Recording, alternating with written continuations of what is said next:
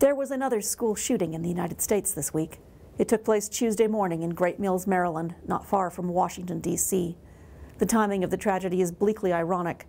Just days before this Saturday's March on Washington, the event student leaders are calling the March for Our Lives.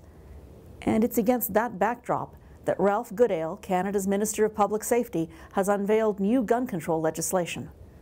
The last major Liberal gun control policy, the Chrétien government's long gun registry, was a political disaster and a public policy failure, a multi-billion-dollar boondoggle, a mess that infuriated gun owners, did nothing to reduce gun violence, and left gun control advocates feeling frustrated and disillusioned.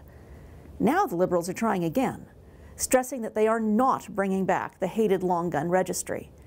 Instead, the proposed bill, C-71, would bring in tougher, deeper background checks for anyone trying to get a license. It would require anyone buying a gun to present a valid license. The bill would also require gun retailers to keep detailed long-term records of anyone who bought a firearm. The police would only be able to look at those private records with a properly authorized court order.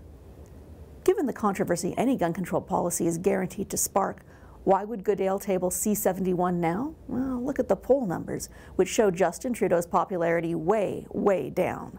After his embarrassing Mr. Dress-Up tour of India, complete with pop-up terrorist. After his whiffle-waffling on the Trans Mountain Pipeline fight, the Prime Minister needs a win. And I think he's betting that the gun control proposal will be it. It's not clear C-71 will actually do much to reduce domestic homicide or gang violence.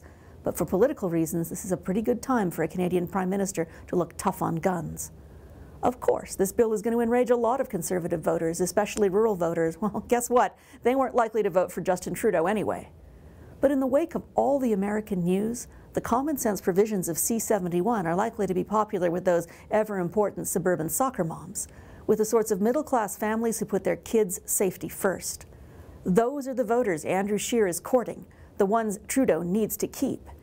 And at a time when many Canadians are looking south and shuddering at the carnage wrought by American gun culture, when we're feeling a little bit humbled by the passion of young American gun control activists, introducing a little more gun control here looks like a safe political bet.